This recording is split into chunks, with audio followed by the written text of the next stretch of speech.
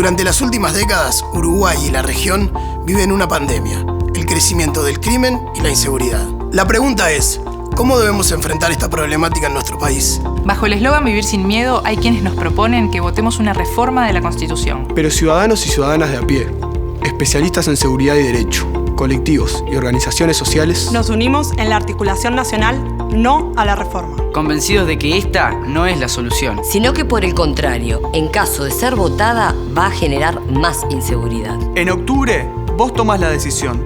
No poner la papeleta es votar por más seguridad. Es evitar una reforma peligrosa que nos deja a todos y a todas más expuestos y con menos garantías. Esta reforma no es la forma de mejorar la seguridad. Propone un conjunto de medidas que ya probaron ser ineficientes, tanto en Uruguay como en la región. Es más de lo mismo. En Uruguay, hace más de 25 años que se endurecen las penas, se reducen libertades, se aumenta el presupuesto público y privado en seguridad. Estas políticas fueron consensuadas en 2010 por un acuerdo entre todos los partidos políticos. Pero la criminalidad no ha dejado de crecer. Este no es el camino. Analicemos con la seriedad que nuestra seguridad y nuestra Constitución merecen los 3 ejes centrales de la reforma propuesta. 1. Militarizar la seguridad pública a través de una Guardia Nacional con miles de militares en las calles. La formación militar no capacita para trabajar en seguridad pública, pues no está destinada a trabajar con civiles. Muy por el contrario, su función es la tutela de la soberanía nacional y en hipótesis de enfrentamiento armado. Es por ello que la actividad de militares en seguridad pública nunca es aconsejable. Cuando ello ha ocurrido, las consecuencias han sido nefastas. Vulneración de los derechos de todos, pero especialmente de los más pobres. En efecto, el ejército no es una fuerza destinada ni capacitada para el cuidado de la seguridad pública interna, ni en Uruguay ni en el mundo. En Brasil, entre 2017 y 2018, la intervención solo en Río de Janeiro provocó un aumento de 61% en los tiroteos y de 35% en los asesinatos por parte de fuerzas militares. Solo en los primeros 4 meses de 2019 hubo 600 personas asesinadas por parte de las fuerzas de seguridad. En México, la inseguridad también se descontroló desde 2006 a partir de esta misma medida que ahora se propone en Uruguay, la militarización de la seguridad interna. Los homicidios aumentaron un 250%. La Comisión Interamericana de Derechos Humanos y la propia Corte sostienen la necesidad de separar claramente las funciones de la policía y los militares en seguridad pública. Está comprobado que la militarización no es el camino. Es realmente querer apagar el incendio con nafta. El ejército no debe intervenir en la seguridad interna y esto no son, como se ha dicho, prejuicios ideológicos. Son hechos reales y comprobados en nuestro país y en muchos otros. Otra de las propuestas es habilitar los allanamientos nocturnos. La inviolabilidad del hogar data de nuestra primera Constitución de 1830. La intimidad y la seguridad son derechos consagrados. La dictadura militar ya había intentado habilitar los allanamientos nocturnos, pero el pueblo uruguayo, en 1980, les dijo que no. Los allanamientos nocturnos son situaciones de extrema violencia para todas las personas, pero en especial para las personas más vulnerables del hogar, los niños, niñas y adolescentes. Implica una situación traumática de alto impacto que les somete a niveles de angustia y de miedo intolerables. Además, hoy en día los efectivos policiales ya pueden entrar a una vivienda con previa aprobación de un juez si tienen pruebas de que ahí está ocurriendo un delito grave. Pero la principal debilidad de esta medida es que es inútil. ¿Realmente podemos creer que los allanamientos nocturnos son la solución contra los puntos de venta de droga? Sencillamente, al día siguiente al allanamiento, cualquier boca de venta de drogas reabre en otro lugar.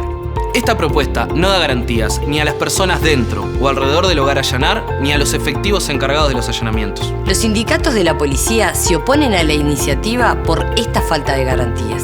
Un tercer eje de la pretendida reforma es el de endurecer las penas, crear la prisión perpetua y eliminar beneficios liberatorios por buena conducta o estudio. Está demostrado en Uruguay y en la región que endurecer las penas no disminuye los delitos. Debemos mejorar las cárceles. Cárceles pequeñas, vivibles y controlables y espacios comunitarios, posibilidades reales de trabajo y estudio para la reinserción social. Trabajar más y mejor para aumentar las oportunidades de rehabilitación y reinserción social de su población. Endurecer las penas, someter a las personas a años de reclusión, profundiza los daños, aumenta la desesperanza y somete a las personas a espirales de violencia y exclusión, porque la violencia genera más violencia. Las cárceles deben dejar de ser instrumentos de sufrimiento y fábricas de delincuentes. Debemos bajar los índices de reincidencia. Necesitamos que las personas que cometieron delitos tengan oportunidades reales de reintegrarse en la sociedad. Hoy, la mitad de las personas que duermen en la calle son expresos. La inseguridad creció en Uruguay y ese problema lo sufrimos todos. Pero las medidas que plantea esta reforma generan más violencia y más miedo. Nos van a traer aún más inseguridad. Esta reforma no es la forma, porque no resuelve nada del fondo de la problemática. Al contrario, empeora la situación. Los ejemplos a seguir en políticas de seguridad no son Brasil, México o Chile, sino Finlandia o Suecia, con prisiones modelo, con programas de estudio y trabajo que han disminuido el crimen. Para mejorar la seguridad necesitamos seguir mejorando la inteligencia y la formación policial. Investigar y atacar las rutas de financiamiento del narcotráfico. Debemos ocuparnos de las víctimas del delito, que este proyecto de reforma ignora, atacar la desigualdad y las demás causas del crimen. Debemos generar oportunidades, nuevos sentidos de ser y estar en una sociedad basada en el respeto de los derechos humanos. Porque cuando nos conectamos humanamente con las personas, cuando combatimos nuestra sed de venganza, se van abriendo alternativas, se van generando nuevas oportunidades y de verdad se inician los procesos de transformación y cambio. Precisamos políticas integrales de prevención del delito y de egreso del sistema penitenciario. Al miedo le ganamos trabajando por una sociedad más justa.